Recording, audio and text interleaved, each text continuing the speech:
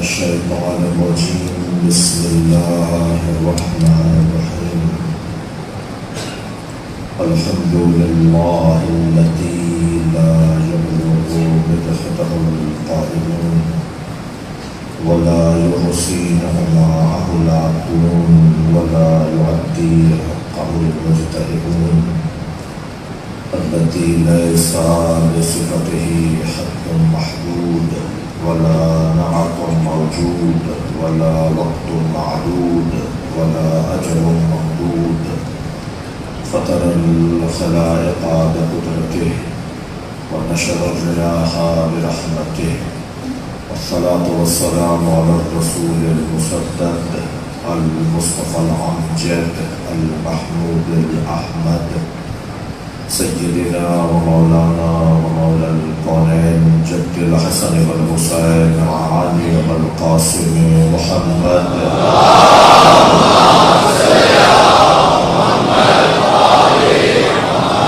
وآله الطيبين الطاهرين المعصومين الذين قال الله إنما يريد الله ليذهب عنكم الرجس أهل البيت ويطهركم تطهيرا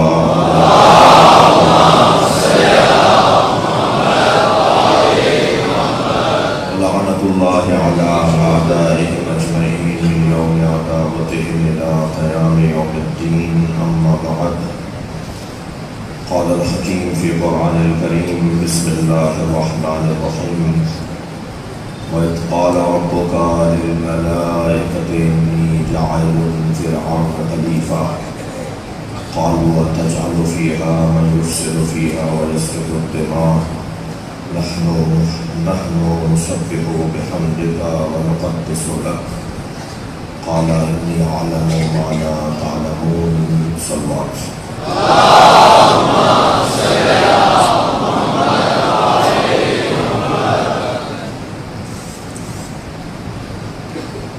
التماس ہے حاضرین مجلس کے مرحومین کے لیے اور بانیان مجلس اعضاء کے مرحومین کے لیے پاک فوج کے شہداء کے لیے بلند تر صلوات ہیں۔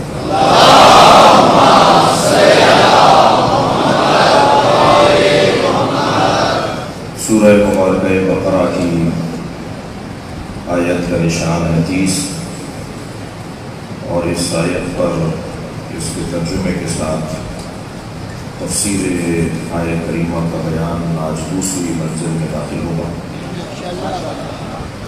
مگر میں اپنے مہمانان گرامی جن کو اس مجلس میں شرکت پر بے طفیل بے تصدق سیدہ کائنات دعا دوں گا کہ اللہ ان کی اس سعی جمیل کو اپنی بارگاہ میں قبول فرمائے اور وحدت امت کی خاطر اور پاکستان کی بہتری اور پاکستان میں امن و امان کی صورتحال کو بہتر بنانے کی خاطر جو ان کا یہ حسن عمل ہے اسے اپنی بارگاہ میں قبول فرمائے۔ ہمارے دوستوں کو حضرت علامہ پیر قاری عبدالرحمن قادری صاحب جو مسلک بریلوی سے ہیں، بریلوی مسلک سے ہیں اور مرکزی بین المذاہب امن کمیٹی پاکستان کے چیئرمین ہیں، جن سے ابھی آپ نے استفادہ کیا، ان کے ہمراہ حضرت مولانا جعفر رضا علوی صاحب جو وائس چیئرمین ہیں اس ادارے کے، صاحبزادہ حضرت طاہر محمود سیالوی صاحب جو مسلک سنت سے ہیں، جنرل سیکرٹری ہیں اس ادارے کے، اور پنجاب کے بین المذاہب امن کمیٹی کے صدر جناب علامہ حافظ شاہد اشرف صاحب جو مسلک اہل حدیث سے ہیں، اور جناب قاری عارف سیالوی صاحب اور جناب محترم محمد عثمان باجوہ صاحب اور جناب رامش حسین علوی صاحب یہ یوتھ کا شعبہ دیکھتے ہیں اور دیکھ رہے ہیں۔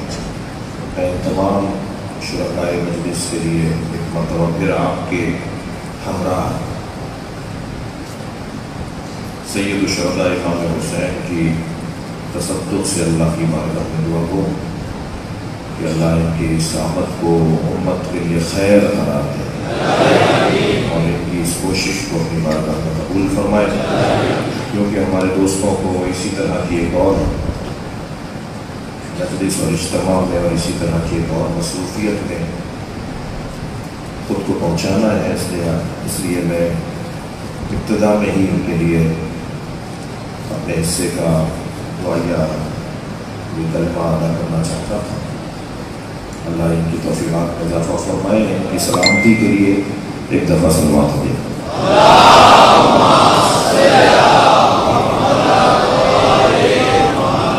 اس سے بہتر اور بلند صلوات نبی کرام۔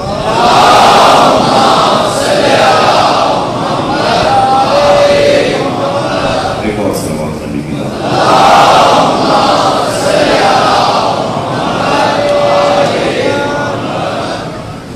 سورہ مبارکہ بقرہ، اللہ اپنے اس کلام میں معارف اور مفاہیم اور عرفان اور روحانیت اور نورانیت کا ایک سمندر ہے، بہا رہا ہے، ایک دسترخوان ہے جو اللہ نے بچھایا ہے۔ ارشاد حضرت احدیت ہو رہا ہے، وَإِذْ قَالَ رَبُّكَ لِلْمَلَائِكَةِ إِنِّي جَاعِلٌ فِي الْأَرْضِ خَلِيفَةً۔ یاد کرو میرے حبیب جب تمہارے رب نے ملائکہ سے کہا، جو احباب کل تھے ان سے اجازت کے بعد اور جو نہیں تھے ان کے لیے ایک جملہ کہہ رہا ہوں، وہ یہ کہ اللہ اپنے نبی کو یاد کروا رہا ہے۔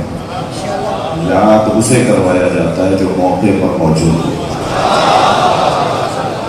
یاد کرو اے میرے حبیب کہ جب تمہارے رب نے ملائکہ سے کہا، تو سارا مسئلہ ہی یاد کرنے کا ہے۔ یہ مجلسیں، یہ جلوس، یہ عزاداری، اس کے پیچھے جو فلسفہ ہے وہ یاد کرنے کا فلسفہ ہے کہ کہیں انسان بھول نہ جائے۔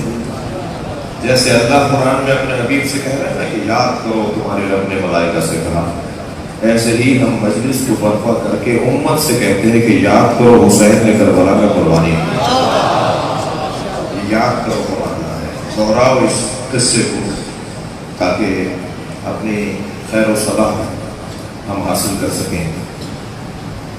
میں ویلکم کروں گا، خوش آمدید کہوں گا شہزادہ محمد بن سلمان سعودی عرب کے ولی عہد کو کہ انہوں نے 90 سالہ پرانا محل جو ان کی ایک دادی کا محل تھا، شہزادی نورہ بنت عبد الرحمن بن فیصل کا، اسے الشمسیہ محل کا نام ہے الشمسیہ، انہوں نے بندر بن فیصل کو جو وزیر ثقافت ہیں سعودی عرب کے، انہیں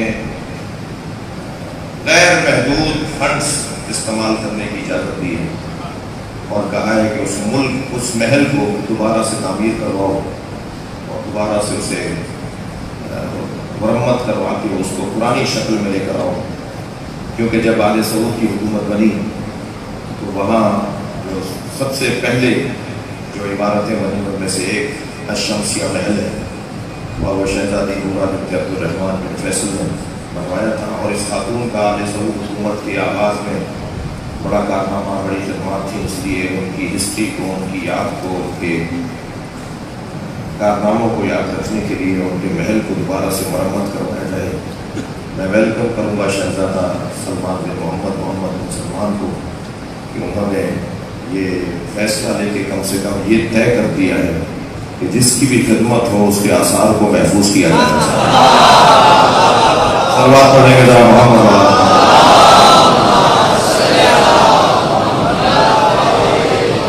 اب یہ طے کرنا تو امت کا کام ہے اور اہل دل کا کام ہے کہ کس کی کتنی خدمات ہے۔ لہذا یہ کیسے ممکن ہے کہ 90 سال پہلے والی ایک خاتون کا محل تو دوبارہ تعمیر کروایا جائے اور جس کے ٹکڑوں پر اسلام بلا ہو،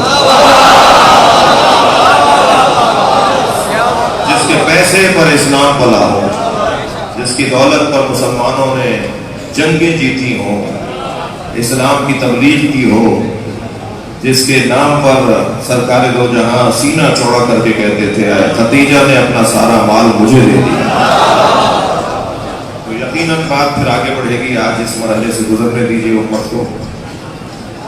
یاد کرو، یاد کیسے کریں گے جب تک یادگاریں نہیں ہوتی؟ بڑا گہرا تعلق ہے یادوں سے یادگاروں کا۔ مینار پاکستان کو ہٹا کر قرارداد پاکستان کیسے یاد آئے گی؟ تہران میں یوم آزادی، میدان آزادی کو ہٹا کر تہران کی اور اس ملک کی آزادی کا کیسے تصور آ جائے گا؟ جب تک کہ عمارت نہیں ہوگی، یادگار نہیں ہوگی۔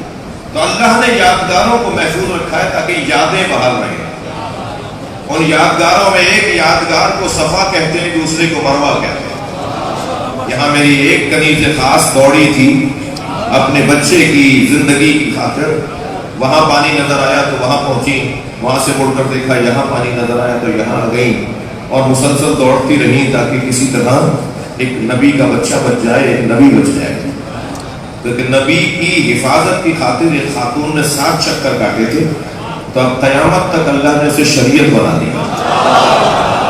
اب ہر صاحب ثروت اور صاحب صحت وہاں صفا و مروہ کے درمیان صحیح کرے گا۔ نہ آپ کوئی پانی کا قصہ ہے، نہ کوئی نبی کی حفاظت کا مسئلہ ہے۔ مسئلہ ہمیں کسی نبی کے تم سے بچانے کا نہیں ہے، مسئلہ یہ ہے کہ ان قدموں پہ چلنا بھی اللہ کی مشیت ہے جو قدم ایک نبی کی حفاظت میں اٹھے۔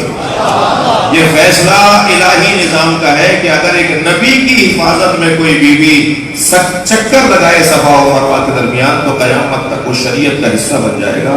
ہم بھی تو یہی کہنا چاہتے ہیں کہ اسے بھی یاد کرو جس نے خاتم الانبیاء کو بچایا۔ اور جب یہ یادیں تازہ رہیں گی تو پھر مسائل بھی حل رہیں گے اور امت اپنے صحیح ٹریک پر رواں دوا رہے گی۔ یاد کروایا جانا ہے۔ وَإِذْ قَالَ رَبُّكَ، یاد کرو میرے حبیب جب تمہارے رب نے ملائکہ سے کہا کیا اِنِّی جَاعِلٌ فِی الْأَرْضِ خلیفہ، میں زمین پہ خلیفہ بنانے والا ہوں۔ قَالُوا أَتَجْعَلُ فِیہَا، وہ فرشتوں نے کہا کہ اسے بنائے گا زمین پر، مَن یُفْسِدُ فِیہَا، جو زمین پر فساد پھیلائے گا، وَیَسْفِکُ الدِّمَاءَ، اور زمین پر خون بہائے گا، نَحْنُ نُسَبِّحُ بِحَمْدِکَ وَنُقَدِّسُ لَکَ، ہم تیری تسبیح و تقدیس کے لیے حاضر ہیں، ہم موجود ہیں ہم تیری تسبیح کرنے کے لیے۔ جواب آیا قالوا، جواب آیا قال انی اعلم ما لا تعلمون، جو میں جانتا ہوں وہ تم نہیں جانتے۔ یہ آیت کا ترجمہ تھا۔ میں آج اس آیت کے دوسرے مرحلے میں اپنے محترم سننے والوں کو روکنا چاہوں گا، اور وہ دوسرا مرحلہ ہے تمہارے رب نے کہا۔ رب نے کہا، اللہ نے، قہار نے، جبار نے، ستار نے، یہ صفتیں بیان نہیں ہوئی ہیں۔ صفت ربوبیت کے ساتھ اللہ بات کر رہا ہے۔ یاد کرو جب تمہارے رب نے کہا، اللہ کو میرے عزیزو صفت ربوبیت بہت عزیز ہے۔ وہ صفت ربوبیت کے ساتھ پکارنے کو پسند کرتا ہے۔ انبیاء کرام کی جتنی دعائیں قرآن مجید میں ہیں، اگر آپ انہیں اٹھا کر دیکھیں تو ربنا ربی ربنا ربی ایسے کہہ کر انبیاء اپنی دعا کا آغاز کرتے ہیں۔ اے ہمارے رب، اے میرے رب۔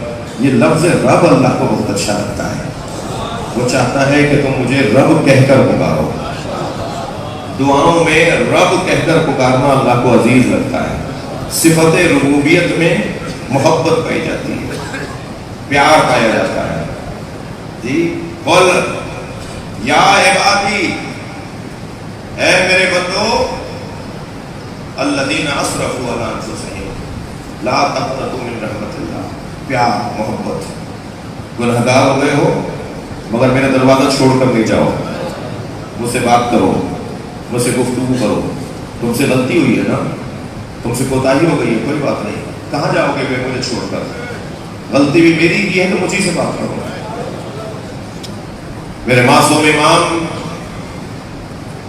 مدینہ منورہ میں ایک کوچے سے گزر رہے ہیں، سامنے ایک چاہنے والا آ گیا، اس کے ہاتھ میں شراب کی آدھی بوتل ہے، آدھی شراب پی کر اور آدھی بوتل ہاتھ میں لے کر اپنے گھر کی طرف جا رہا ہے۔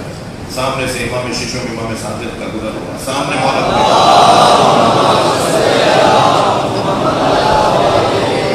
امام کو آتے ہوئے دیکھا، ہاتھ پیر کانپنے لگے۔ میں شراب پی کر اپنے مولا کے سامنے کیسے جاؤں؟ گلی بھی اتنی تنگ تھی کہ کسی مجمع میں اور کسی آدمی میں کے برابر سے گزر کر مولا سے منہ نہیں چلا سکتا تھا.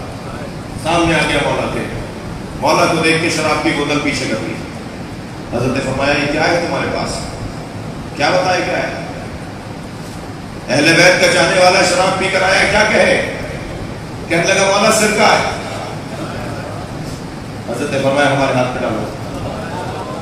اللہ اکبر، یہ ڈالے گا مولا کے ہاتھ پہ؟ کانپنے لگا، ہاتھ پیر پھولنے لگے. مولا میں کیا ہو گیا میرے لیے؟ فوراً اللہ سے دعا لگائی، یا اللہ اپنے امام کے سامنے ذلیل ہو جاؤں گا، میرا مولا مجھ سے ناراض ہو جائے گا، میری مدد کر. میں آئندہ تیری بارگاہ میں اس مولا کی قسم کھا کے کہتا ہوں آئندہ شراب نہیں پیوں گا. جب اس نے لو لگائی نا تو امام نے فرمایا ڈالو ہمارے ہاتھ پر. نہیں ڈال رہا تھا. حضرت نے فرمایا جو تمہارے ہاتھ میں وہ سرکہ ہے، ہم کہہ رہے ہیں.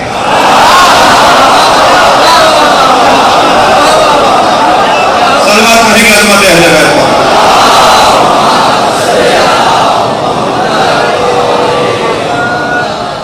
ایسا پیار اپنے چاہنے والوں کو اپنے دروازے سے دور نہیں دیکھنا چاہتے. غلطی ہو گئی ہے، رو لگاؤ، ہم سے بات کرو. کوتاہی ہو گئی ہے، گناہ ہو گیا، ہم سے بات کرو. کہیں اور کہاں جاؤ گے؟ ہمیں چھوڑ کر کہاں جاؤ گے؟ اور جب ہم سے تم رو لگا لو گے، ہمیں تم وسیلہ بنا دو گے اور اللہ سے صدق دل سے توبہ کر دو گے. یہ واحد گھرانہ ہے عزیزو. مجھے تو سمجھ میں نہیں آتا اہل بیت کو چھوڑ کر کسی اور دروازے پہ جانے کا جواز کیا ہے. نہ عقلی جواز ہے، تھکیں گے نہیں. نہ عقل اجازت دیتی ہے کہ اہل بیت کو چھوڑ کر کہیں اور جاؤ. نہ شریعت اجازت دیتی ہے، نہ مشاہدہ اجازت دیتا ہے. جی حضرت ابو ذر غفاری طواف کر رہے ہیں خانہ کعبہ کا. حشام ابن عبد الملک گورنر مدینہ مکہ آیا ہوا ہے، حج کرنے آیا ہوا ہے.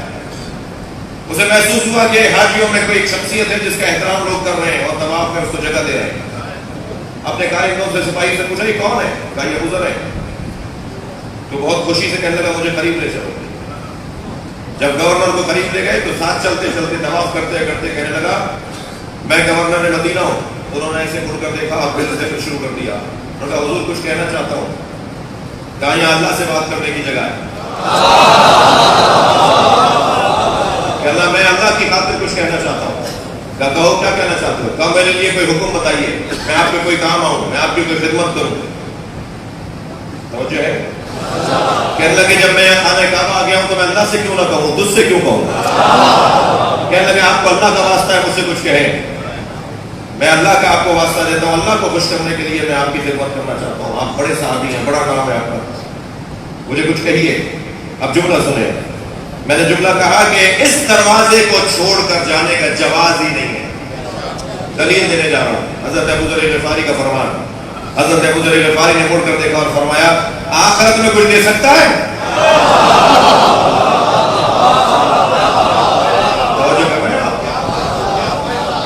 کہنے لگے آخرت میں کچھ دے سکتا ہے؟ کہنے لگا نہیں آخرت میں کچھ نہیں دے سکتا. فرمایا جو آخرت میں نہ دے سکتا ہو دنیا تو میں نے چھوڑی ہوئی ہے، میں اس سے کیوں مانگوں جو آخرت میں کچھ نہ دے سکے. کم سے کم جملہ ہدیہ کر رہا ہوں. فیصل آباد کا منتخب مجمع اور دور دور سے لوگ آئے ہوئے ہیں. فیصل آباد اور خرگودا اور چنیوٹ کہاں کہاں سے مومنین تشریف فرمائے جنہوں نے مجھے بتا دیا. مجھے میں نہیں جانتا ہوں، سے میں معذرت چاہتا ہوں کہ کون کہاں سے آیا ہوا ہے. حضرت ابو ذر غفاری نے یہ فیصلہ کر دیا. جملہ سنیں گے، ممبر کا جملہ ہدیہ کر رہا ہوں. حضرت ابو ذر غفاری نے یہ فیصلہ کر دیا جو آخرت میں کچھ دے سکتا ہو اسے دنیا میں مانگا جا سکتا ہے. مانگو اہل بیت سے اس دنیا میں. کوئی ایسا نہیں ہے مصطفیٰ جو یہ دعویٰ کرے کہ میں آخرت میں کچھ دے سکتا ہوں سوائے اہل بیت کے. اس سے پڑھ کر شاید ہی ناقابل مقایسہ ہونے پر کوئی دلیل ہو. اور آج کہنے دیجئے لوگوں کو یہ اور وہ، جب آنکھیں بند ہوگی تب کھلیں گی. لوگ سو رہے ہیں اذا ماتوا انتبہوا، لوگ سو رہے ہیں زندگی میں سو رہے ہیں، جب مریں گے تب اٹھیں گے. معصوم فرما رہے ہیں جب مریں گے تب اٹھیں گے. جب مریں گے نا آنکھیں کھلیں گی، ایسے جیسے آنکھیں بند تھیں اور ایک دم آنکھیں کھلی جب مرے تو، اب آنکھیں کھلیں گی تو پھر نظر آئے گا کہ کون کس مقام کہاں ملے۔ یہ وقت گزار دیجئے، یہ دور گزار دیجئے، یہ پریشانی کا وقت گزار دیجئے۔ یہ دنیا ہے، توہمات کی جگہ ہے، واہمات کی جگہ ہے، دھوکے اور فریبوں سے بھری ہوئی ہے۔ صرف اور صرف مرنے کے بعد معلوم ہوگا کہ کون کس مقام کا حامل ہے۔ وہ منظر کیا منظر ہوگا جب سیدہ حسین کے چاہنے والوں کو محشر سے ایسے چنے گی جیسے پرندہ ردی دانوں میں سے جیت دانے کو چنا۔ بات ہے عظمت زہرا کا۔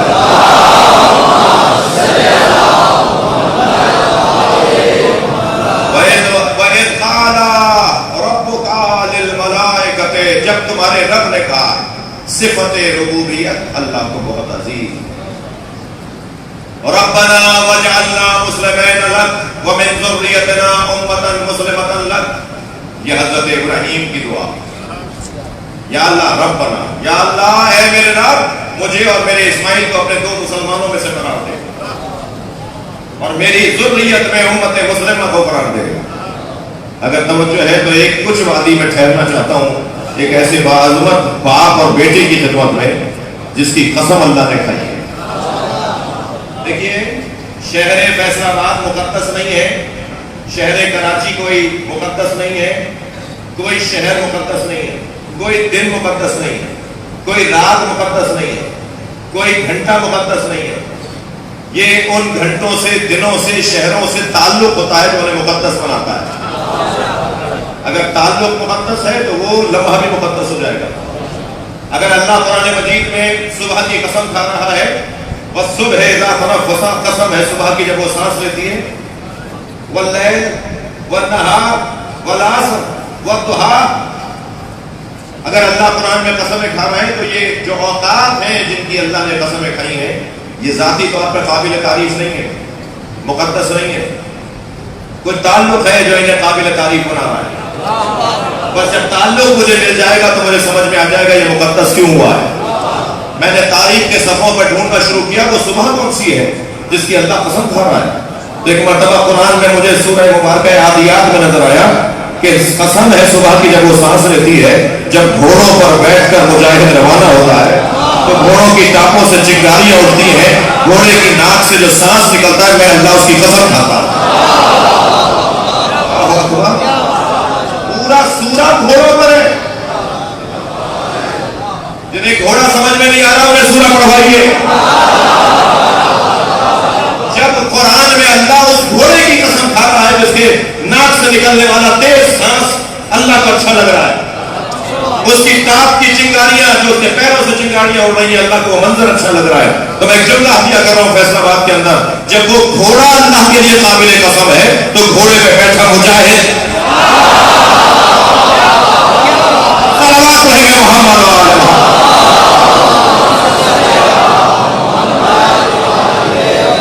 اس کا مقام کیا ہوگا؟ یہ کیوں قسم کھائی ہے اللہ نے گھوڑے کی؟ گھوڑے تو بہت ہیں جی، یہ وہی ناکا اللہ کا ناکا کیوں ہے جو پہاڑ سے نکلا؟ یا جتنی اور اونٹنیاں ہیں وہ اللہ کی نہیں ہے؟ وہ اللہ نے نہیں بنائی؟ حاضری ناقۃ اللہ جی، یہ اللہ کا ناکا ہے۔ حضرت صالح نے آواز دی، جیسے انہوں نے کہا نا اس پہاڑ سے ایک اونٹنی نکلے، اس کا ایک بچہ بھی ہو، اس کے تھن اتنے دودھ اتنا زیادہ ہو کہ پوری قوم دودھ پیے۔ فرمائش دیکھیے آپ، یہ انبیاء کرام کے اوپر مظلومیت ہے ان کی۔ معجزہ تھک کر نہیں سنیں گے، معجزہ چاہنے والا نہیں مانگتا ہے۔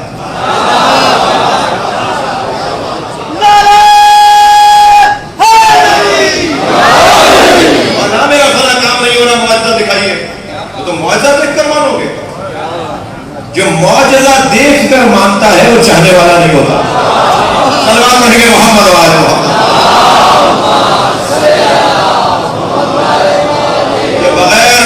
کے معنی وہ ہے مولائی، پریشانیاں بڑھ رہی ہیں، الجھنیں بڑھ رہی ہیں، نوکری چھن گئی ہے، فصل ختم ہو گئی ہے، امتحان میں پاس نہیں ہو رہا، پیپر کلیئر نہیں ہو رہا، انٹرویو میں کامیاب نہیں ہو رہا، مولا معجزہ دکھائیے۔ مولا معجزہ دکھائیں گے تو مولا کو مانو گے، یہ چاہنے والے نہیں ہوتے۔ مولا کو تو بغیر معجزے کے ماننا ہے۔ کہنے لگے ہمیں اس پہاڑ سے ایک اونٹنی چاہیے جو باہر آئے تو اس کی یہ کیفیت ہو کہ بچہ بھی ہو اور اس کے تھن بھی اتنے زیادہ ہو، دودھ بھی اتنا زیادہ ہو کہ پوری قوم 1000 سے زیادہ لوگ دودھ پیتے تھے ایک اونٹنی کا. جیسے ہی انہوں نے کہا نا تو فوراً حضرت صالح نے کہا ہذہ ناقۃ اللہ، یہ رہا اللہ کا ناقہ. پہاڑ پھٹنا شروع ہو گیا. جیسے ہی انہوں نے کہا نا یہ رہا اللہ کا ناقہ، پہاڑ پھٹنا شروع ہوا. ایک ناقہ ایک اونٹنی باہر آئی بچے کے ساتھ. توجہ کر لی نا آپ نے. یہ ناقۃ اللہ کیوں ہے؟ کیا معاذ اللہ اللہ نے اس پہ سواری کی ہے؟ معاذ اللہ یہ اللہ کا ناقہ کیوں ہے؟ کیا اس کے دودھ سے معاذ اللہ اللہ استفادہ کرتا ہے؟ یہ ناقۃ اللہ کیوں ہے؟ ناقۃ اللہ صرف اس لیے ہے کہ یہ وہ ناقہ ہے جو ایک نبی کی نبوت پہ دلیل بنا ہے. اگر کوئی ایک نبی کی نبوت پہ جانور دلیل بن جائے تو وہ ناقۃ اللہ ہے. اور اس دلیل کے لیے اللہ پہاڑ میں دراڑ ڈال دیتا ہے تو کعبے میں دراڑ سمجھ میں کیوں نہیں آتا؟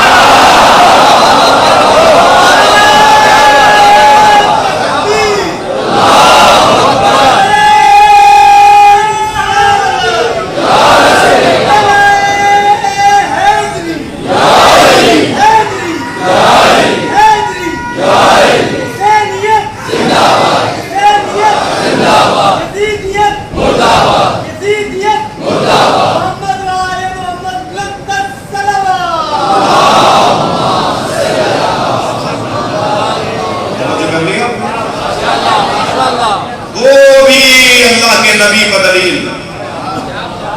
اور یہ کعبے کی دیوار جس کے لیے کھلی ہے وہ بھی اللہ کے نبی پر دلیل. ناقۃ اللہ اللہ کا ناقہ. صبح کی قسم والنہار دوپہر کی قسم والعصر عصر کی قسم واللیل رات کی قسم. رات کی کون سی تاریخ ہے؟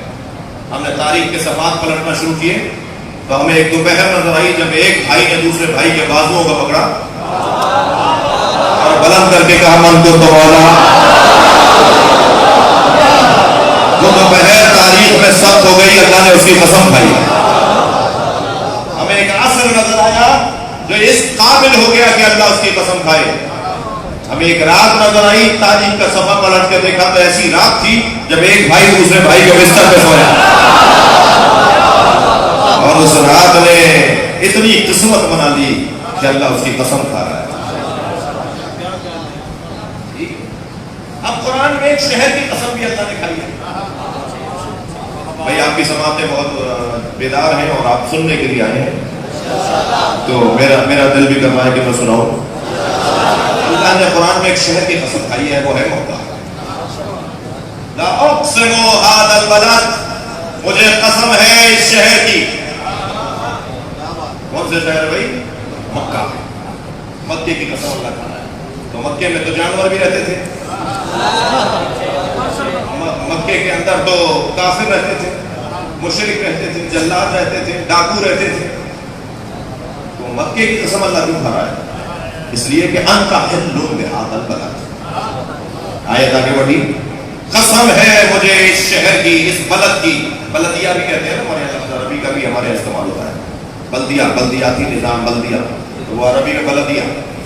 لا اقسم ھذا البلد، اس بلد کی قسم، اس شہر کی قسم. اس لیے کہ وانت حل بھذا البلد، کیونکہ اے میرے مصطفیٰ تم اس میں رہتے ہو. بھائی اگر تھکے نہیں ہیں تو جملہ کہو. نبی ایک شہر میں رہے جس میں اکثریت اچھے لوگوں کی نہیں ہے، جس میں اکثریت کافروں و مشرکوں کی ہے. نبی سرکار اگر ایک شہر میں رہے تو اللہ اس شہر کی قسم کھاتا ہے جس میں ابو طالب نے ڈوش پر اٹھایا ہو، جن کے گھر میں پلے ہو، جن کے ہاتھ سے دیواریں لیے ہو. اس کا مقام اور اس کی حیثیت اور اس کی فضیلت کتنی ہوگی. قسم ہے اس شہر کی انت حل بھذا البلد، اس لیے کہ آپ ہل ہیں، محل ہیں، رہائشی ہیں، مقیم ہیں، رہتے ہیں اس شہر کے اندر. بات یہاں رکی نہیں. ووالد وما ولد، اور قسم ہے ایک والد اور ایک ولد. قسم ہے ایک باپ اور ایک بیٹے کی. مفسروں نے لکھا کہ باپ سے مراد ابراہیم علیہ السلام، بیٹے سے مراد حضرت اسماعیل علیہ السلام. اللہ نے مکے کی قسم کھائی اور نبی کے ہونے پر مکے کی قسم کھائی، اور اس شہر سے وابستہ ایک باپ اور بیٹے کی قسم کھائی. مراد حضرت ابراہیم ابراہیم اور حضرت اسماعیل ہے، میں قرآن کی اس تفسیر کا انکار نہیں کروں گا۔ باپ سے مراد کون ہے اور بیٹے سے مراد کون ہے، دو نظریے بیان کروں گا۔ والد سے مراد ابراہیم ہے یا ابو طالب،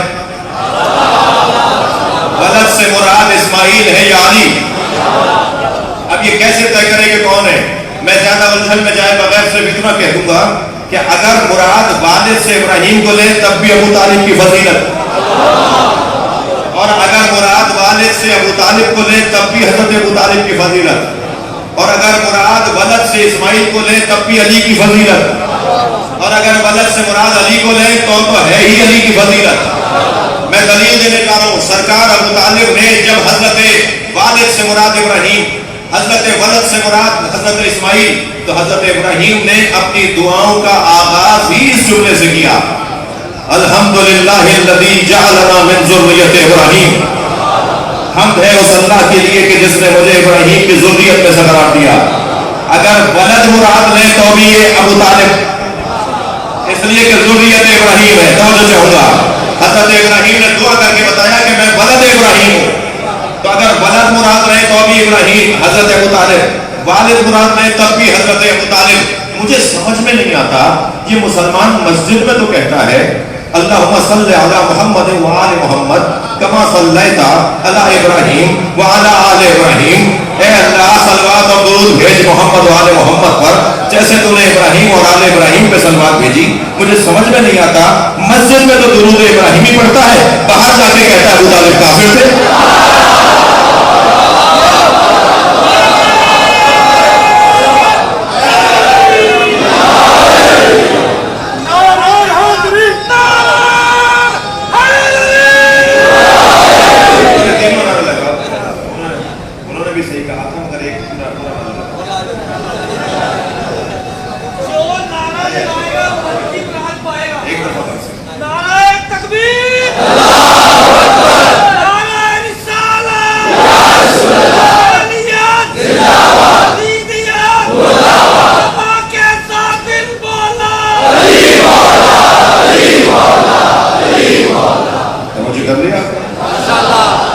اللہ قرآن مجید میں صفت ربوبیت کے ساتھ دعاؤں کو سنتا،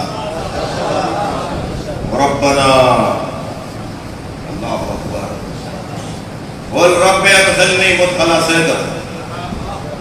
نبی کی دعا ہے، حضرت ابراہیم کی سن لی ہے کہ نبی کی دعا سے رب ادخلنی مدخل صدق واخرجنی مخرج صدق واجعلنی من لدنک سلطانا نصیرا۔ یا اللہ اے میرے رب، مجھے سچائی کے ساتھ داخلہ اور خارجہ اور سچائی کے ساتھ خارجہ اور داخلہ عطا فرما، اور اپنی جانب سے ایک مضبوط مددگار عطا فرما۔ لفظ رب کے ساتھ، صفت ربوبیت کے ساتھ اللہ کو دعائیں اچھی ہے۔ وَإِذْ قَالَ رَبُّكَ، جب تمہارے رب نے کہا، لِلْمَلَائِكَةِ، کس سے کہا؟ ملائکہ سے، ملائکہ سے کہا۔ کیا سارے ملائکہ سے کہا؟ کل میں نے سوال اٹھایا تھا، بات رہ گئی، کیا اللہ نے سارے ملائکہ سے بات کی؟ نہیں، سارے ملائکہ سے بات نہیں ہے، اس لیے کہ ملائکہ کی 4 قسمیں ہیں، مسبحات ہیں، مقدسات ہیں، مدبرات ہیں، اور مبعوث فی ذات اللہ۔ اچھا، اگر آپ سننا چاہیں تو ایک جملہ سن لیجیے۔ امام فخر الدین رازی تفسیر کبیر میں لکھتے ہیں کہ فرشتوں کے بارے میں بعد از خدا و رسول سب سے اعلیٰ گفتگو علی کی ہے، سب سے اجلا گفتگو علی کی ہے، سب سے اتقن اور روشن گفتگو علی کی ہے۔ علی فرشتوں کے احوال کو بتاتے ہیں کہ کون فرشتے ہیں جو صرف کھڑے ہوئے ہیں اللہ کی بارگاہ میں، کون فرشتے ہیں جو رکوع میں ہیں، کون فرشتے ہیں جو سجدے میں ہیں۔ علی فرشتوں کی قسمیں بیان کر رہے ہیں، توجہ کر لی۔ علی فرشتوں کو بعد از خدا و رسول سب سے زیادہ جانتے ہیں۔ جبریل آ کر بیٹھے نبی کی خدمت میں، یا جبریل کم عمرک، اے جبریل تمہاری عمر کتنی ہے؟ سرکار پوچھ رہے ہیں جبریل سے تمہاری عمر کتنی ہے؟ کہنے لگے یا رسول اللہ انی لا رأیت نجم یطلع من العرش، میں نے ایک ستارے کو دیکھا ہے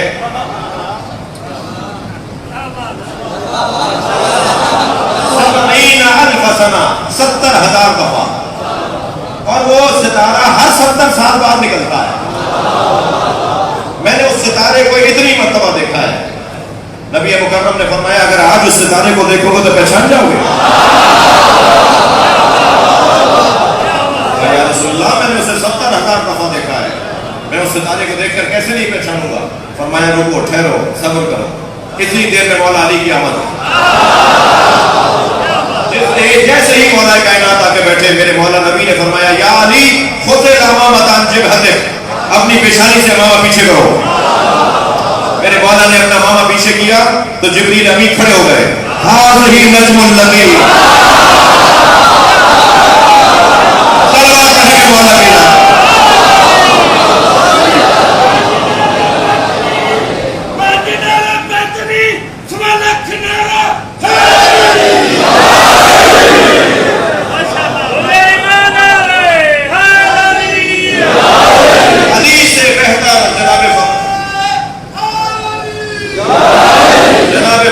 راضی کہتے ہیں نبی اور اللہ اور خدا اور نبی اور اللہ اور نبی کے بعد سب سے زیادہ متقن گفتگو فرشتوں کے بارے میں علی کی.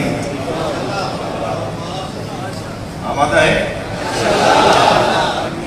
جب سرکار معراج میں تشریف لے گئے تو حضرت نے کئی مرتبہ کبھی دائیں طرف سے جاتے ہوئے, کبھی سامنے سے جاتے ہوئے, کبھی بائیں طرف سے جاتے ہوئے مولا علی کو دیکھا. تو جبریل سے کہا جبریل علی میرے ساتھ ساتھ یہاں معراج کی منزلوں میں ہے. یا رسول اللہ یہ سوال کیوں کیا آپ نے؟ کہا میں نے دیکھا ہے.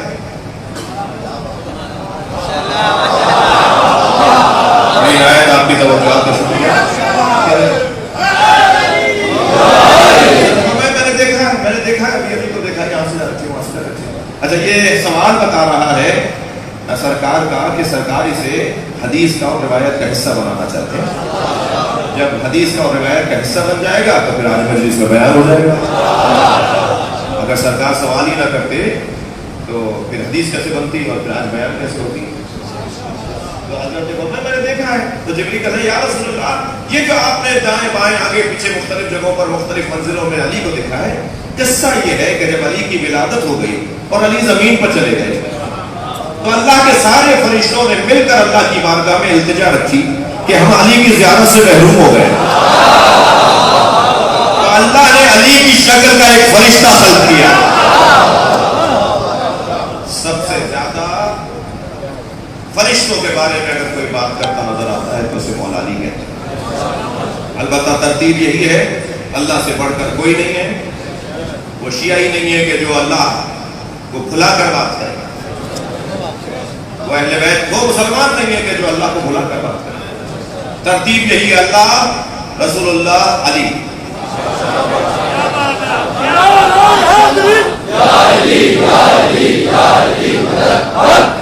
اچھا یہ میں نے اشارہ کر دیا ہے, مجھے میرا اللہ معاف کرے, میرے مولا علی مجھے معاف کرے, کیونکہ مولا علی نے فرمایا کہ اللہ اشارے میں نہیں آتا.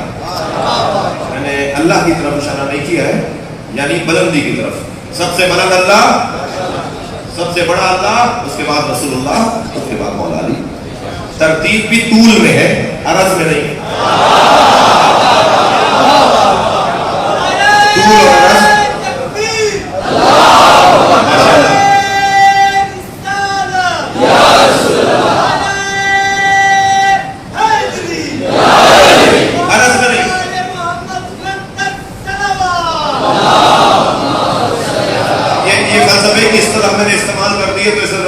میرے بچے ذرا سمجھ لے کہ اگر اوپر نیچے کہیں گے تو اسے طول کہیں گے, برابر برابر کی بات کریں گے تو اسے عرض کہیں گے.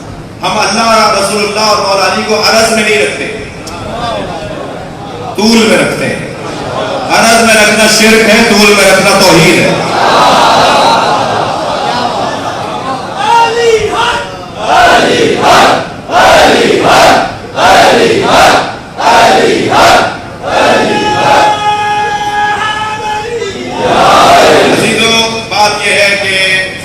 کے بارے میں مسبحات, مقدسات, بچے دہرائے میرے ساتھ, مدبرات اور فنا فی ذات اللہ, یہ 4 قسم فرشتوں کی مولا علی نے بیان فرمائی. جو صرف تسبیح کر رہے ہیں, جو صرف تقدیس کر رہے ہیں, جو اللہ کے کام چلا رہے ہیں، یعنی پانی برسا رہے ہیں، ہوا چلا رہے ہیں، ماں کی شکل میں تصویر بنا رہے ہیں، مار رہے ہیں، زندگی دے رہے ہیں، روح پھونک رہے ہیں، یہ مدبرات عمر کہلاتے ہیں. ان کا کام امور چلانا ہے، مدبرات عمر، کائنات کے امور چلانا ہے. ایک صاحب مجھ سے کہنے لگے علی ایک وقت میں 40 جگہ حاضر ہو تھے، یہ روایت صحیح ہے؟ میں نے کہا تمہیں کیا پریشانی ہے سر؟ کہنے لگے کیسے ممکن ہے ایک آدمی ایک جگہ ہے تو دوسری جگہ نہیں ہوگا، دوسری جگہ ہے تو پہلی جگہ نہیں ہوگا، یہ کیسے ممکن ہے کہ ایک وجود اور وہ 40 جگہ نظر آئے؟ میں نے کہا اس میں پریشانی کی کیا بات؟ کہنا نہیں سمجھ میں آیا. حدیث یہ ہے، پیغام یہ ہے کہ سرکار کی خدمت میں مولا علی تشریف فرما تھے تو ایک صحابی نے گفتگو میں کہا کہ آج علی نے میرے ساتھ افطار کیا. دوسرے نے کہا آپ کو غلط فہمی ہوئی ہے، آج تو میرے ساتھ تھے. تیسرے کی آواز آئی آپ دونوں کو غلط فہمی ہوئی ہوگی، یہ میرے ساتھ تھے. چوتھے کی آواز آئی یہ تو میرے ہاں تھے. نبی مکرم نے فرمایا اللہ اکبر، علی تو میرے ساتھ تھا.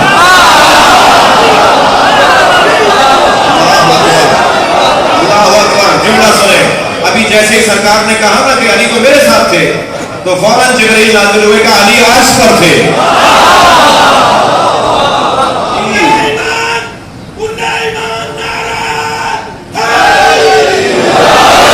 ایک وجود 40 جگہ کیسے حاضر ہو سکتا ہے؟ سائنس کیا کہتی ہے میں اس پہ جاؤں گا.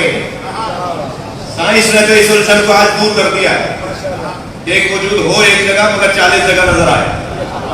یہ تو بہت آسان ہو گیا ہے آج کے زمانے میں، تو سمجھنا بہت آسان ہے. ہم سنتے تھے نا کہ دو انگلیوں کے درمیان فلاں منظر دکھایا، آج یہ دو انگلیوں کے درمیان ہی تو منظر دیکھ رہے ہوتے نا ان موبائلوں کے اندر. یہ کون سی بڑی بات ہو گئی؟ معجزہ، جملہ سن لیجیے، معجزہ ناممکن کو نہیں کہتے، معجزہ اس ممکن کے اظہار کو کہتے ہیں جو زمانے سے پہلے ہو. آج بیبی ٹیسٹ ٹیوب سے ثابت ہو رہا ہے نا بغیر باپ کے بچہ ہو سکتا ہے. 3000 سال پہلے سمجھ میں نہیں آ رہا تھا کہ حضرت عیسیٰ حضرت مریم کے کیسے آ گئے.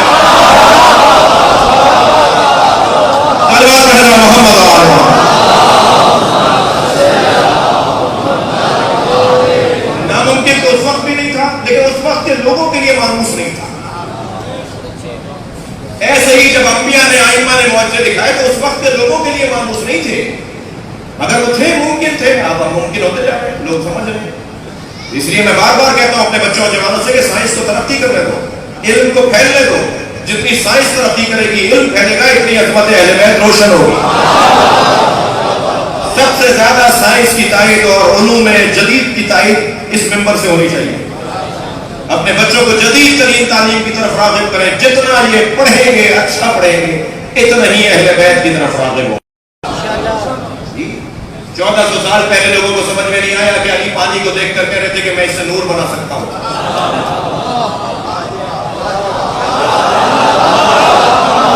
آج سب کہہ رہے ہیں نا کہ آبشار سے اور ڈیموں سے پانی کو نور بنتا ہے، بجلی بنتی ہے.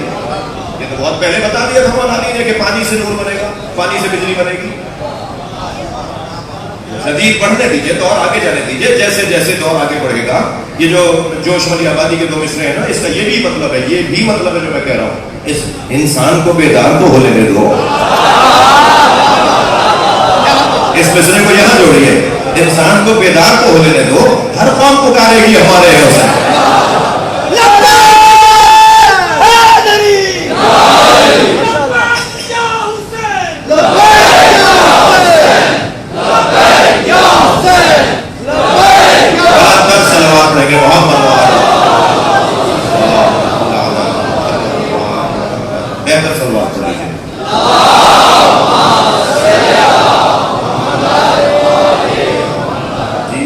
میں بات مکمل کر رہا ہوں. 40 جگہ مولا کا ایک وقت میں دکھائی دینا اگر کسی سے ہضم نہیں ہو رہا. محمد علی مرزا کی طرف پھکی وکی تو دیتا نہیں ہے ہی نہیں. پھکی وکی عزیز ہے، میرے بھائی ہیں، محترم ہیں، توجہ ہے. اگر کسی کو 40 جگہ مولا علی کا حاضر ہونا سمجھ میں نہیں آتا تو میں اس سے مخاطب ہوں. مجھے بتائیے ایک وقت میں کتنے لوگوں کی روح قبض کرتا ہے مولا الموت؟ سارا مجمع ایک زبان ہو کر کہے گا لاکھوں لوگوں کی روح قبض کرتا ہے. ایک ملک الموت ہے، لاکھوں لوگوں کو روح قبض کرنے حاضر ہو جاتا ہے۔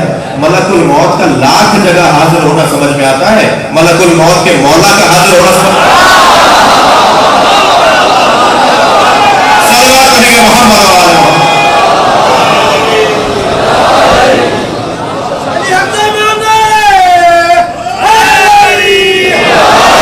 بحث ہے ملائکہ کے بارے میں۔ وَإِذْ قَالَ رَبُّكَ لِلْمَلَائِكَةِ، تمہارے رب نے ملائکہ سے کہا۔ اب کون سے ملائکہ؟ نہ مسبحات ہے، نہ مقدسات ہے، نہ مدبرات ہے، نہ فنا فی ذات اللہ ہے۔ کون سے؟ نہیں، فنا فی ذات اللہ نہیں تھے جن سے اللہ بات کر رہا تھا۔ کیوں؟ مسبحات اور مقدسات اور مدبرات ہو سکتے ہیں، علمی بات تھوڑی سی سنتے رہیے۔ مقدسات، مسبحات اور مدبرات ہو سکتے ہیں جن سے اللہ بات کر رہا ہوں، فنا فی ذات اللہ نہیں تھے جن سے اللہ بات کر رہا ہے۔ دلیل یہ ہے کہ جو فنا فی ذات اللہ ہوتا ہے اس کو بولنے کی اجازت نہیں ہوتی ہے۔ یہ تو بول رہے ہیں قالوا اتجعل فیہا من یفسد فیہا، یہ تو بات کر رہے ہیں، اللہ سے کہہ رہے ہیں کہ تو اسے بنائے گا جو زمین کو فساد پھیلائے گا۔ یہ بولنا بتا رہا ہے کہ یہ فنا فی ذات اللہ نہیں ہے۔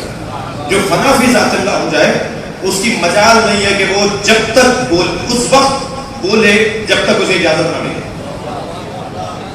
بغیر اجازت کے فنا فی ذات اللہ بات نہیں کر سکتا۔ جو اللہ کی ذات میں فنا ہو گیا ہو وہ بات نہیں کر سکتا، اس لیے کہ ظہور تام، فلسفہ سنیے گا، ظہور تام جس پر ہو جائے گا نا اس کی مجال نہیں ہوگی کہ مظہر جو ظاہر ہو رہا ہے، مظہر جو اس پہ ظاہر ہو رہا ہے، یعنی جو جس کا ظہور ہو رہا ہے اس کی اجازت کے بغیر بات کریں۔ لہذا ہم سب کے لیے اس وقت ہم جب بات کرتے ہیں نا، بولتے ہیں ہمارا بڑا بیٹھا ہے، ہمارا مجتہد بیٹھا ہے، ہمارا مرشد بیٹھا ہے، ہمارا کوئی بزرگ بیٹھا ہے اور ہم اس کے سامنے بول رہے ہوتے ہیں، اس کا مطلب یہ ہے کہ ہم اس کے حضور مکمل حاضر نہیں ہیں۔ جی عرفانیات کی بات سنیے گا، اگر میرا مرشد بیٹھا ہے، میرا مرجع بیٹھا ہے، میرا مقلد بیٹھا ہے، میرا مجتہد بیٹھا ہے، میرا بڑا بیٹھا ہے اور میں اس کے سامنے بول رہا ہوں تو اس کا مطلب ہے کہ اس کا مجھ پر ظہور تام نہیں ہے۔ اس کا ظہور تام مجھ پر ہوگا تب میں خاموش ہوں گا، اس لیے کہ میری مجال نہیں ہے کہ اس کی اجازت کے بغیر بولوں۔ میرا بولنا بتا رہا ہے کہ میں اسے پہچانتا ہی نہیں۔ شاید میں بات کر سکوں۔ جیسے جیسے مجھ پر میرا مرشد، میرا مقلد، میرا مرجع، میرا پیر، میرا بڑا جو میرا رہنما ہے، جو میرا مربی ہے، اس کا ظہور مجھ پر مکمل ہوگا، میری مجال نہیں ہوگی کہ میں بات کروں۔ یہ کبھی کبھی آپ جب دیکھتے ہیں نا کہ بڑوں کے سامنے بچے بات کر رہے ہوتے ہیں، یہ دلیل ہے کہ یہ بڑے کو پہچانتا نہیں۔ اگر یہ پہچانتا ہوتا تو اس کی مجال نہیں تھی کہ بات کرے۔ جو فنا فی ذات اللہ فرشتے ہیں ان پر ظہور تام ہے اللہ کا، لہذا جن پہ ظہور تام ہے ان کی مجال ہی نہیں یہ بات کر رہے، مگر یہ کہ مظہر کہے، مالک کہے، رب کہے بولو۔ اس آیت میں تو اجازت لے کر نہیں بول رہی، اس آیت میں تو بول دی ہے، جب اللہ نے بات کی تو فرشتوں سے بول دی۔ جی قیامت میں توجہ چاہوں گا، یہاں تو کچھ بھی کر لیا، بہت کچھ کر لیا اہل بیت کے ساتھ، مدینے سے لے کے کربلا تک اور مدینے سے لے کر آج تک اہل بیت کے ساتھ ظلم ہوتا رہا، اس لیے کہ ظہور تام نہیں تھا ان پہ اہل بیت کا۔ اور وہ تو دور کی بات ہے، جو خاص ساتھ بیٹھنے والے تھے وہ سب اہل بیت پر، اہل بیت کا ان پہ ظہور تام نہیں تھا۔ میرے مولا نبی نے 4 صحابیوں کے نام لے کر کہا کہ یہ جنت ان کی مشتاق ہے، تو آواز دی فلعمار یا رسول اللہ، تو عمار کا نام آپ کیوں نہیں لیا؟ حضرت عمار کا نام نہیں لیا، تو فرمایا جاز عجیزتن ثم رجع، عمار ایک لمحے کے لیے علی پہ شک کریں گے پھر توبہ بھی کر لیں گے، اس لیے میں نے عمار کا نام نہیں لیا۔ جو ایک لمحے کے لیے بھی اپنے مولا پہ شک کرے تو اس کا مطلب یہ ہے کہ اس پر مولا کا ظہور تام نہیں ہے۔ جس پر مولا کا ظہور تام ہوگا اس کی مجال نہیں ہوگی کہ مولا کے سامنے بھی بات کرے۔ قیامت میں کوئی نہیں بولے گا، لا یتکلمون الا من اذن له الرحمن، مجال نہیں ہوگی کسی کی بولنے کی۔ کیوں؟ گونگے ہو جائیں گے کیا؟ اس آیت کو کیسے سمجھیں گے؟ یہ سارے محشر میں جتنے کھڑے ہوں گے سارے گونگے ہوں گے کیا؟ نہیں، قرآن کہہ رہا ہے کوئی نہیں بول سکے سکے گا. کیا مطلب ہے؟ بولنا نہیں آئے گا, زبان نہیں ہوگی, نہیں زبان ہوگی, بولنا آتا ہوگا, مگر ظہور تام ہوگا. جب ظہور تام ربوبیت کا ہوگا تو مجال نہیں ہے کسی کی بات کرے گا, مگر اللہ کہے گا تم بولو, تم بات کرو, تم بات کرو. الا من اذن له الرحمن, جسے رحمان بولنے کی اجازت دے گا. میں انہیں پہ تو سلام بھیجنے کے لیے مجلس کرتا ہوں جنہیں محشر میں بولنے کا موقع ملے گا. جب بولیں گے وہ محشر میں, بات کریں گے وہ محشر میں. توجہ ہو گئی؟ فنا فی ذات اللہ جو ہوتا ہے, ایک جملہ ہدیہ کرنے جا رہا ہوں ایک جملے کے بعد. فنا فی ذات اللہ جو ہوتا ہے وجود, وہ اپنے مالک کی اجازت کے بغیر نہیں بولتا, اسے کچھ نظر ہی نہیں آتا. بلا تشویش اس انگوٹھی کو پانی میں ڈالتے ہیں, پریکٹیکل کر کے نہیں دکھا رہا ہوں, یہ پانی میں چلی جائے گی تو اس انگوٹھی کو پانی کے علاوہ کچھ نظر نہیں آئے گا. جب کوئی وجود کسی وجود میں فنا ہو جائے تو فنا ہونے کے بعد اسے کچھ اور نظر نہیں آئے گا, صرف وہ اسی کو دیکھے گا. میں اس جملے کے بعد ایک پوری قوم سے, صرف فیصل آباد کے لیے مجلس نہیں پڑھ رہا, پوری قوم سے جہاں جہاں یہ ویڈیو بھی میری سنی اور دیکھی جائے گی, ان سب سے گزارش کر رہا ہوں, علی میں اتنے فنا ہو جاؤ کہ علی کا غیر نظر ہی نہ آئے.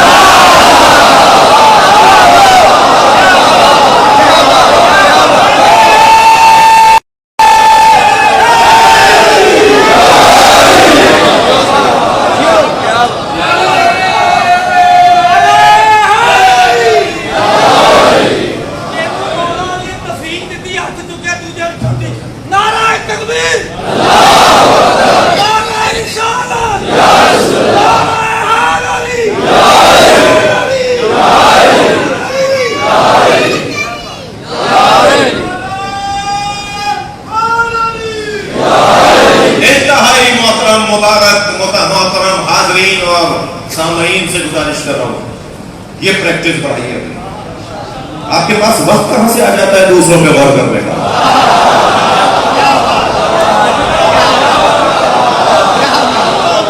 ہمیں تو 1 گھنٹہ کم پڑنا ہوتا ہے, ہم سجا سجا کے بات کر رہے ہوتے ہیں کہ کسی طرح ہماری بات سچ کر پیش ہو, اہتمام کے ساتھ پیش ہو.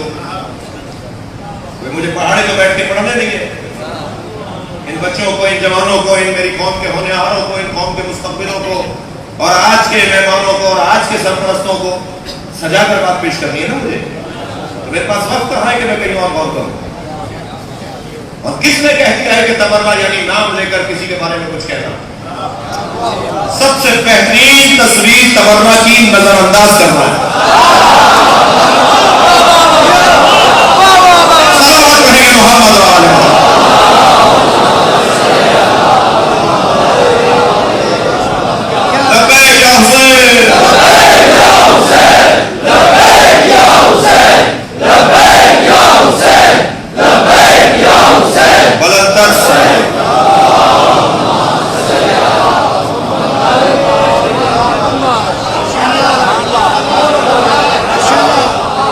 محمد محترم سامعین سے گزارش ہے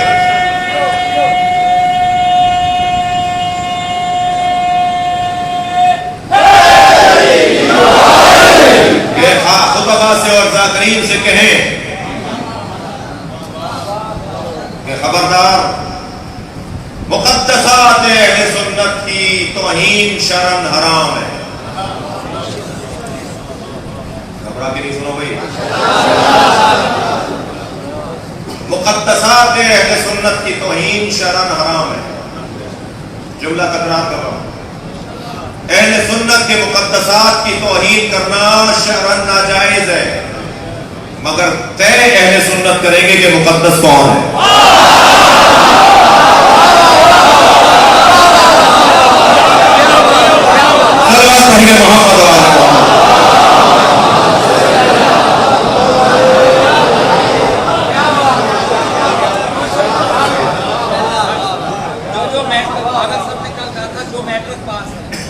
جو میٹرک پاس ہے فل زور سے, اور جو نہیں ہے وہ نعرہ لگائے گا میٹرک پاس ہو جائے گا. نعرہ حیدری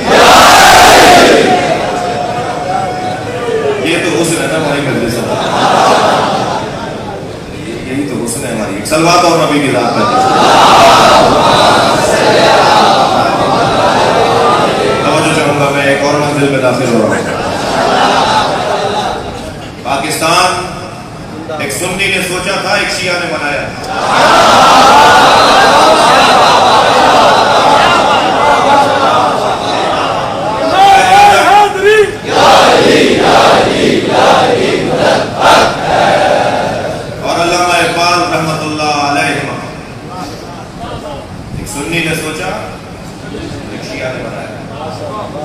کوئی زور نہیں لگایا کریں کہ قائد علامہ اقبال کو آپ شیعہ ثابت کریں. اور کیا ضرورت آ رہی ہے سنی بھائیوں کو یہ ثابت کرنے کے لیے کہ قائد اعظم سنی تھے. یہی تو حسن استدلال کا، یہی تو حسن استدلال کا. اقبال نے حضرت ابوبکر کی تعریف کی، حضرت عمر کی تعریف کی، اقبال نے امہات المومنین کی تعریف کی ہے، اقبال نے اپنے سنی ہونے کا اعلان کیا ہے. بہت اچھی بات ہے، ہمیں فخر ہے اقبال کے اوپر. ہم اقبال کی قبر پہ جا کے سلامی دیتے ہیں. ایک صاحب کہنے کہ ان کی داڑھی نہیں تھی.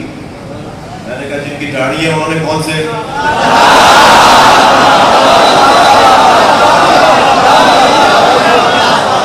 تیر مار دیے. اچھا جنہوں نے داڑیاں نہیں رکھی میں وہ زیادہ داد نہیں دیں گے. ایک سلوات پڑے گا محمد، اس سے بہتر سلوات نبی کی ذات پر.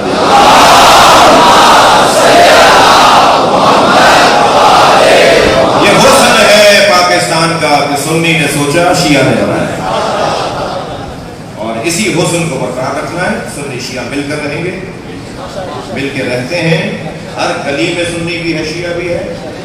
ہر گلی میں ہماری رشتہ داریاں ہیں، ہر شہر میں ہمارا پڑوس ہے، ہماری دوستیاں ہیں. ہم اداروں میں ساتھ اٹھتے بیٹھتے ہیں اور بہت ہی پیار کے ساتھ رہتے ہیں. مقدسات اہل سنت کی توہین کرنا جائز نہیں ہے. احترام اور ہے، توہین اور ہے.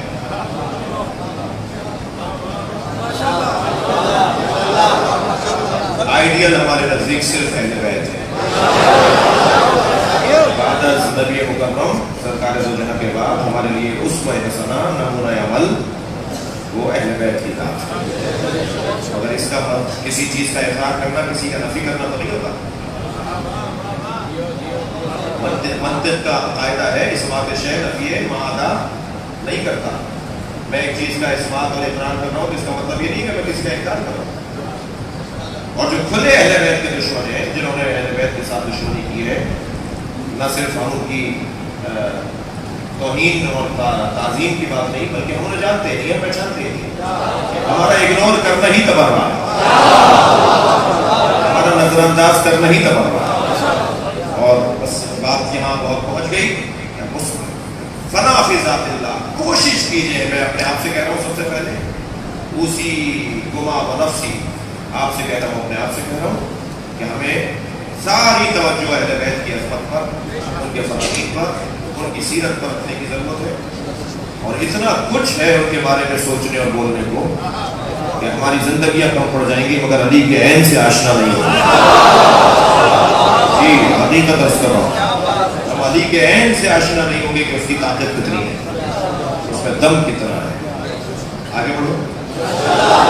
اللہ نے فرشتوں سے بات کی ہے، ملائکہ سے بات کی ہے، اور ملائکہ یہ فنا فی ذات اللہ نہیں، یہ دوسرے نسل کے ملائکہ ہیں جو اللہ کو جواب دے رہے ہیں. بولنے کو ان کو مجال ہے، بولنے کی اجازت ہے، ان کو بول رہے ہیں. اور وہ جو فنا فی ذات اللہ ہے اس کو بولنے کی اجازت نہیں ہوتی. یہ بات روشن ہو گئی. وقت میرے پاس تنگ ہو گیا، مجھے مسائل بھی پڑھنے ہیں. بس اتنا عرض کرتا ہوا گزروں کہ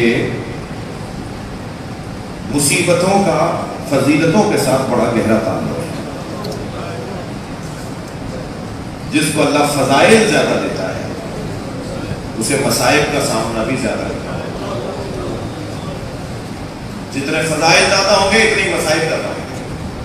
اور میں اور آپ بھی چاہتے ہیں اگر کوئی مقام اور عظمت پائیں اپنی حیثیت میں تو ہمیں پریشانیوں کو مول لینے کے لیے تیار رہنا چاہیے. یہ نہیں سوچیں کہ پریشانیاں مصیبتیں کیوں آ رہی ہیں.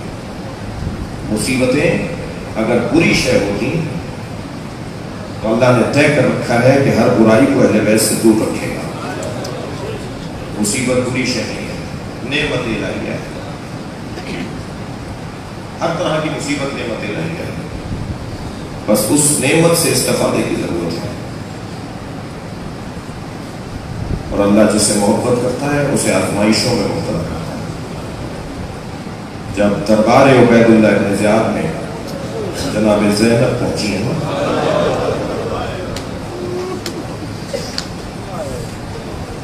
اللہ اتنا پیار کرتا ہے اہل بیت سے، اس کا بیان جناب زینب کے خطبے سے معلوم ہوگا. جب اس نے کہا نا کہ زینب دیکھا اللہ نے تمہارے ساتھ کیا کیا، یہ جبر کا عقیدہ بیان کر رہا تھا، جبر کا عقیدہ کہ ظلم بھی اللہ کرواتا ہے، عدل بھی اللہ کرواتا ہے، یہ جبر کا عقیدہ ہمارا عقیدہ نہیں ہے۔ اس نے کہا دیکھا تمہارے ساتھ اللہ نے کیا کیا، تو میری بیوی بابا کے لہجے میں بولی،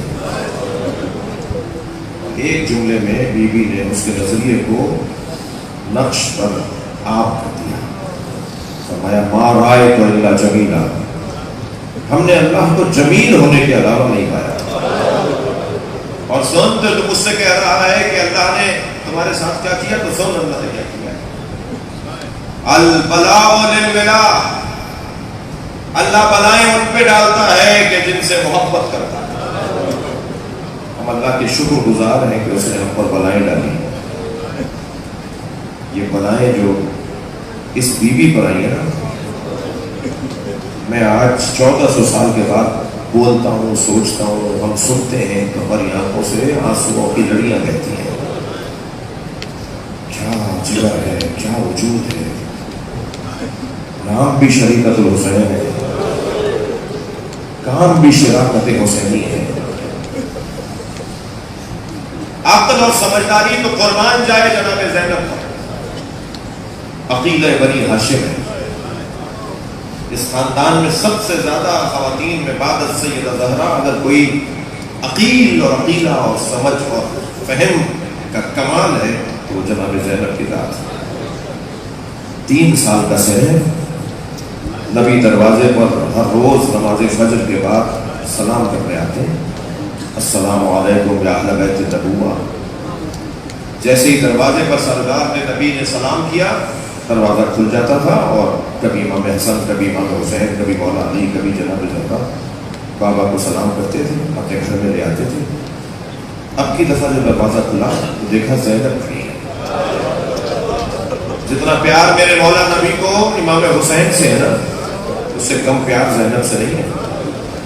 آگے بڑھ کر اپنی نواسی کے پیشانی کا بوسہ دیا اور کہا بیٹا تم دروازے پر کیوں آئی ہو؟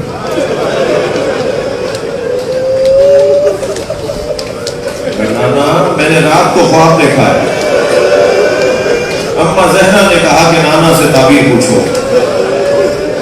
نبی نے اپنی بچی کو اپنی آغوش میں لیا، بٹھا لیا اپنے سامنے، بتاؤ کیا خواب دیکھا ہے؟ کہ نانا میں نے خواب دیکھا ہے صحرا میں تنہا، ایک بیابان میں تنہا۔ نانا کچھ دیر کے بعد تیز آندھی چلی اور آندھی اتنی تیز ہے کہ میرے پیر زمین سے اکھڑ رہے ہیں، میرے پیر زمین سے اکھڑ رہے تھے۔ میں نے ایک درخت کا جا کے سہارا لیا مگر ایک جھونکا آیا اور وہ درخت زمین سے اکھڑ گیا۔ پھر دوسرا درخت نظر آیا، میں نے اس کا سہارا لیا، وہ بھی زمین سے اکھڑ گیا۔ میں نے تیسرے درخت کا سہارا لیا، وہ بھی زمین سے اکھڑ گیا۔ نانا اب دور دور تک کوئی درخت نہیں تھا، آندھی بہت تیز سے لگی تھی۔ یہ کہہ کر بیوی نے رونا شروع کر دیا۔ نبی نے پیار کر کے کہا بیٹا خواب پورا بتاؤ، رو کیوں؟ نانا میں نے دیکھا دور دور تک درخت نہیں ہے اور تیز آندھی چل رہی ہے، نانا میرے سر سے چادر اڑ گئی۔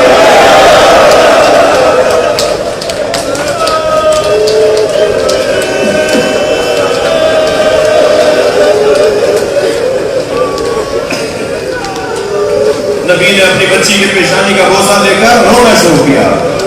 فرمایا زینب تمہارے 3 سہارے ہیں، تمہارا بابا علی تمہارا سہارا، تمہارا بھائی حسن تمہارا سہارا، تمہارا بھائی حسین تمہارا سہارا ہے، اور ایک بیابان ہوگا جہاں تمہارے 3 سہارے تم سے چھن جائیں گے، وہاں تمہارے سر سے چادر اترے گی اور میری بچی بغیر چادر کے تم بازاروں میں جاؤ۔ جو زینب بابا کے سامنے بغیر چادر کے نہ آتی ہو، جو بیوی بھائیوں کے سامنے بغیر چادر کے نہ آتی ہو، سلام بھیجے مل کر اس بیوی پر جب اپنی زندگی کی پہلی نماز مغرب بغیر چادر کے پڑھے، وہ شام غریبہ کی مجلس نماز، وہ شام غریبہ کی پہلی نماز مغرب، زینب کے سر سے چادر اتر گئی ہے۔ عجب نہیں، صحرا میں کھڑے ہو کر جب تکبیر کہنے کا ارادہ کیا ہو تو کہا یا اللہ مجھ سے اس نماز کو قبول کر، میری زینب تیرے سامنے بغیر چادر اجرکم اللہ خدا کسی غم نہ لائے سوائے غم اہل بیت میں جناب زینب کی زیارت کی اور قبر زینب کی زیارت کا شرف اللہ عطا کرے. انہی آنکھوں کے ساتھ انہی آنسوؤں کے ساتھ الہی آمین کہیں. یا اللہ ہمیں بی بی کی قبر کی زیارت کا شرف عطا فرما.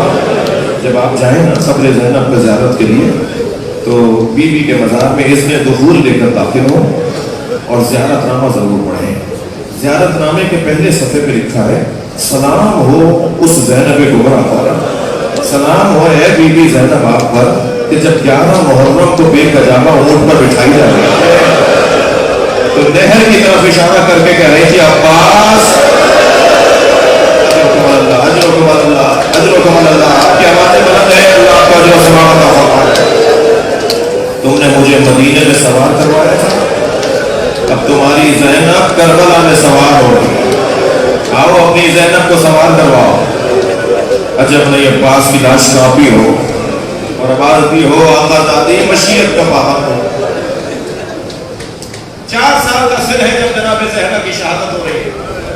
جناب زینب کا 4 سال کا سن ہے جب جناب زینب کی زہرا کی شہادت ہو رہی ہے. پہلے امام حسن کو بلایا کہا علی حسن کو میرے حجرے میں بھیج دو. امام حسن سے متعلق باتیں کی. پھر کہا امام حسین سے ان سے متعلق باتیں جناب زہرا نے کی، بی بی فاطمہ نے کی. پھر کہا اب میری زینب کو بھیج. جو رونے آئے ہیں روایت بڑی سخت ہے. بی بی سامنے آ کے بیٹھی، کہا زینب وہ سامنے صندوقچہ رکھا ہے اٹھا کے لاؤ. بی بی زینب کو جناب زہرا نے، مولا نبی نے، مولا علی نے، امام حسن نے، امام حسین نے بڑی ذمہ داریاں سونپی ہیں، بڑی سنگین ذمہ داریاں دی ہیں جناب زینب کو. کہا زینب وہ صندوق سے اٹھا کے لاؤ. بی بی صندوق سے اٹھا کے لائیں. کہا بیٹا اسے کھول کر بتاؤ کیا رکھا ہوا ہے. جناب زینب نے صندوق سے کھولا تو کہا اما اس میں کفن رکھے ہوئے ہیں. کہا زینب یہ 5 کفن جنت سے آئے تھے، جبریل جنت کے 5 کفن اور 5 حنوط لے کر آئے تھے. نانا کو اس میں سے ہم نے کفن دے دیا ہے. اے زینب یہ 4 کفن اور ہیں. اب ایک ایک مجھے دکھاتی رہو تو میں تمہیں بتاؤں کہ کون سا کفن کس کا ہے. اجرکم اللہ. جناب زینب نے ایک کفن دکھایا.